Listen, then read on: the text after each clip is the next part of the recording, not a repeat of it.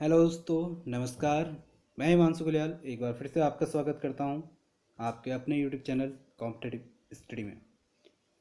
दोस्तों, पिछली कुछ वीडियो से हम पढ़ते आ रहे हैं जियोग्राफी ऑफ उत्तराखंड। उसमें हम बहुत सारे टॉपिक्स को कवर कर चुके हैं।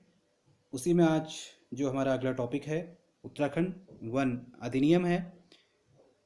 दोस्तों, अगर आपको ये सीरीज पसंद आ रही है, लाइक करें, शेयर करें, सब्सक्राइब करें और आपके कुछ सुझाव हैं नीचे कमेंट बॉक्स में लिख के अवश्य भेजें। दोस्तों, इस चैनल पे उत्तराखंड की हिस्ट्री आपको मिल जाएगी, उसका लिंक मैं नीचे डिस्क्रिप्शन बॉक्स में दे देंगे। उसके साथ ही साथ ज्योग्राफी की जितनी वीडियोज़ आ चुकी हैं उनकी प्लेलिस्ट का जो लिंक है वो मैं नीचे डिस्क्रिप्शन बॉक्स में दे दूँगा। आप सभी वहाँ से वो वीडियोज़ देख सकते हैं। आज का जो हमारा टॉपिक है ज़्यादा बड़ा टॉपिक नहीं है, उत्तराखंड वन अधिनियम। उत्तराखंड में जितने वन अधिनियम अभी तक आए हैं उन सब के बारे में हमने चर्चा करनी है एक एक करके। आइए ज़्यादा टाइम बर्बाद ना करते हुए स्टार्ट करते हैं आज की वीडियो। सबसे पहला अधिनियम जो है वह है भारतीय वन विभाग।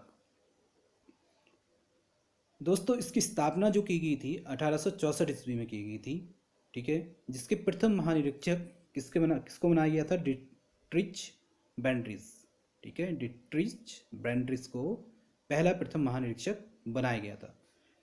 सन 1864 में इंपीरियल फॉरेस्ट सर्विस की स्थापना की गई थी, ठीक है। और सबसे प्रथम बार 1867 में जो इंपीरियल फॉरेस्ट सर्विस का एग्ज़ाम हुआ था सबसे पहली बार हुआ था, ठीक है।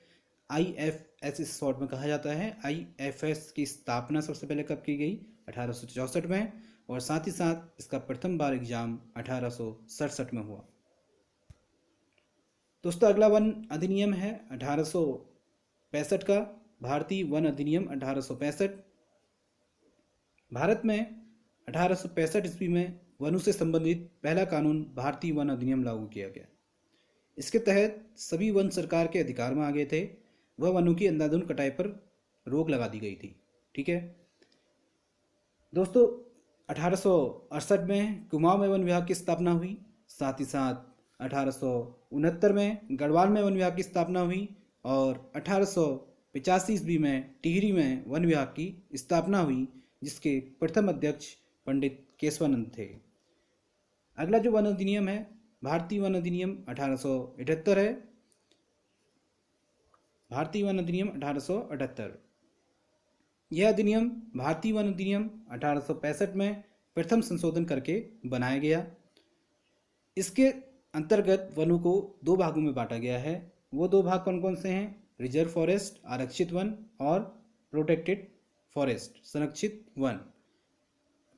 राष्ट्रीय वन अधिनियम 1878 में टिम्बर इमारती लकड़ी पर टैक्स लगाना शुरू किया गया था। कौन सी लकड़ी पे? टिम्बर, जिसे जो एक इमारती लकड़ी होती है उस पर टैक्स लगाना कब से शुरू किया गया? सन 1878 से। दोस्तों, FRI forest research institute, Bharat के प्रथम फॉरेस्ट स्कूल की स्थापना देहरादून में की गई, जिसके संस्थापक डिट्रिच बैंडिसी थे। 1878 में इसकी स्थापना की गई थी। 1884 ईस्वी में फॉरेस्ट स्कूल ऑफ देहरादून का नाम बदलकर imperial forest school of Dehradun कर दिया गया था। सन 1906 में imperial forest school of Dehradun का नाम बदलकर इंपीरियल फॉरेस्ट रिसर्च इंस्टीट्यूट कर दिया गया था। भारतीय वन अधिनियम 1927, यह अधिनियम राष्ट्रीय वन अधिनियम 1878 में संशोधन था। साथ ही साथ जो भारतीय वन अधिनियम 1927 है, इसके तहत वनों से प्राप्त प्रत्येक पेड़ पर टैक्स लगाया जाएगा, ऐसा तय हुआ था।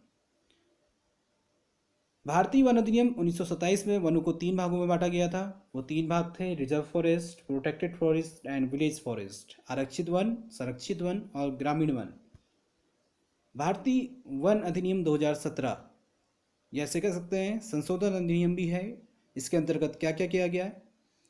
भारतीय वन संशोधन अधिनियम 2017 के द्वारा भारतीय वन अधिनियम 1927 में संशोधन किया गया। 18 दिसंबर 2017 में तत्कालीन पर्यावरण वन जलवायु परिवर्तन मंत्री हर्षवर्धन ने लोकसभा में भारतीय वन अधिनियम 2017 को पेश किया।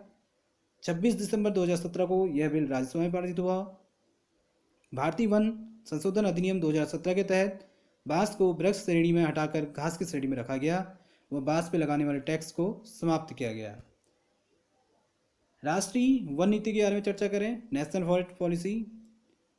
दोस्तों, ये भारत की जो पहली वन नीति लागू हुई 1894 में लागू हुई। इसका उद्देश्य था वनों से अधिक राजस्व प्राप्त करना। ठीक है, वनों से अधिक राजस्व प्राप्त करना। नई राष्ट्रीय वन नीति आई सन 1952 में। 1952 में जो भारत सरकार द्वारा बनाई गई पहली नीति थी, उसका उद्देश्य था वनों से अधिक उपज प्राप्त करना, वनों में पशुओं के चरने पर नियंत्रण, देश के कुल भूभाग में 33% भाग पर वन होने चाहिए, मानव निर्मित वन क्षेत्र को बढ़ावा मिलना चाहिए।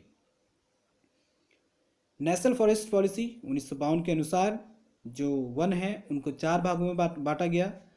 एक है रिजर्व फॉरेस्ट, दूसरा है national forest, third is village forest and fourth is tree area. ठीक है। राष्ट्रीय वन नीति 1988, यह वन नीति वह राष्ट्रीय वन नीति 1952 को संशोधित करके बनाई गई थी। 1952 की जो वन नीति आई थी उसको संशोधित करके राष्ट्रीय वन नीति 1988 बनाई गई थी। इसका उद्देश्य था वनों की सुरक्षा, संरक्षण व वन क्षेत्रों का विकास करना। साथ ही साथ नेशनल फॉरेस्ट पॉलिसी 1998, यह भारत सरकार की राष्ट्रीय वन नीति 1988 में कुछ संशोधन करके लागू की गई, जिसके प्रमुख बिंदु थे जैव विविधता पर वन्य जीव जंतु के संरक्षण की रणनीति व कार्य योजना तैयार करना, रिक्त एवं बंजर स्थानों में वन रोपण के लिए वन क्षेत्र को बढ़ावा देना, वन अनुसंधान और प्रौद्योगिकी प्रशिक्षण का विस्तृत करना। दोस्तों, उत्तराखंड राज्य वन नीति 2001, जैसा कि आपको पता है उत्तराखंड राज्य सन 2000 में बना था। तो उत्तराखंड राज्य वन नीति 2001 क्या है, इसके उद्देश्य क्या हैं, आइए बात करते हैं। इसका पहला उद्देश्य है प्रदेश में व्याप्त जैव विविधता व वन्य जीव जंतु के संरक्षण व संवर्धन की रणनीति व कार्य योजना तैयार करना। साथ ही साथ प्रदेश के वन क्षेत्र व वन उत्पादन में वृद्धि करना, ग्रामीण लोगों के लिए लकड़ी, चारा व जरूरत उत्पादों का बढ़ावा करना, पर्यावरण स्थिरता व पारिस्थितिक संतुलन को सुनिश्चित करना। उत्तराखंड व भारत के वनों से संबंधित प्रमुख स्थापना। दून में वन संग्रहालय की स्थापना की गई सन 1914 में। उत्तराखंड में वन पंचायत का गठन किया गया दोस्तों 1931 में। देहरादून में केंद्रीय वानिकी परिषद की स्थापना की गई सन 1948 में। अब बात करते हैं वन महोत्सव की, जिसकी स्थापना सन 1950 में की गई, जिसके संस्थापक KM मुंशी, जो उस समय के तत्कालीन कृषि मंत्री हुआ करते थे। साथ ही साथ इसका उद्देश्य क्या था, अधिक वन लगाओ अभियान। वन महोत्सव प्रत्येक साल जुलाई के प्रथम सप्ताह में बनाया जाता है। भारतीय वन प्रणाली की स्थापना सन 1952 में की गई। अब बात करते हैं वन्य जीव संरक्षण अधिनियम सन 1972। वन्य जीव को प्रदेश की सूची से केंद्र की सूची में स्थानांतरित किया गया। इसके अंतर्गत संकटग्रस्त जीवों व विलुप्त जीव होने वाले जीवों को संरक्षित करना इसका मुख्य उद्देश्य था। प्रोजेक्ट टाइगर, इसकी स्थापना सन 1 अप्रैल 1973 को की गई। इसका उद्देश्य था बाघों को विलुप्त होने से बचाना।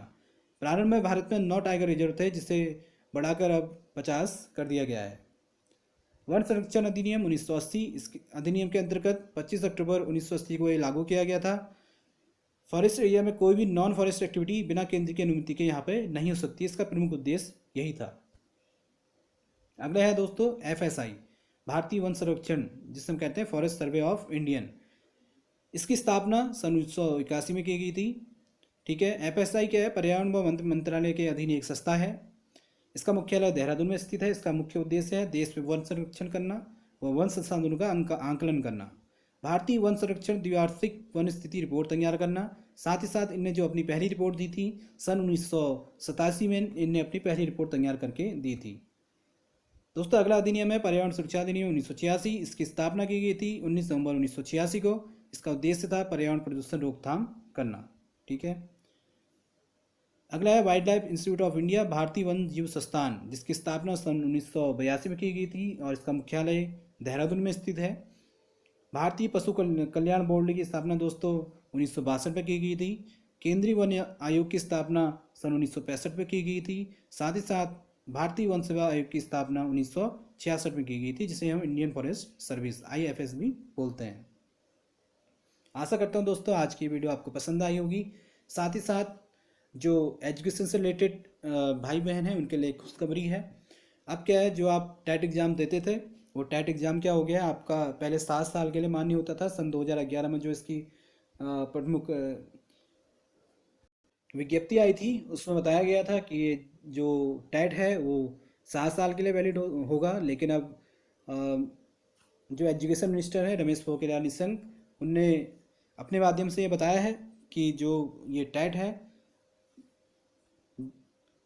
जिसे केंद्र के जो टैट कराता है सी टैट, साथ ही साथ उनने ये भी बात की है जो स्टेट के टैट हैं यू टैट वगैरह वगैरह, अपने अपने स्टेट के अलग अलग टैट होते हैं, वो सभी टैट अब क्या होंगे आपके पूरे लाइफ टाइम वैलिड होंगे। ठीक है, आप एक बार उसको क्वालिफाई कर रहे हैं, एक बार क्वालिफाई होने के बाद आप क्या करेंगे, उस आपको एग्ज़ाम दोबारा नहीं देना पड़ेगा, आप शिक्षक भर्ती के लिए वहाँ पे क्या होंगे, पात्र होंगे। ठीक है, तो दोस्तों आशा करता हूँ आज की ये वीडियो आपको पसंद आई होगी। लाइक, अगर ये वीडियो पसंद आई है लाइक करें, शेयर करें, सब्सक्राइब करें, और कमेंट बॉक्स पर आपका कोई सुझाव है तो कमेंट बॉक्स में अपना सुझाव देना ना भूलें। साथ ही साथ देखते रहें कॉम्पिटिटिव स्टडी। अगली वीडियो में कुछ लेके आएंगे, नया टॉपिक जो होगा उत्तराखंड से रिलेटेड। तब तक के लिए खुश रहिए, घर में रहिए, स्टे होम, स्टे सेफ। जय देवभूमि, जय Uttarakhand. Thank you for watching.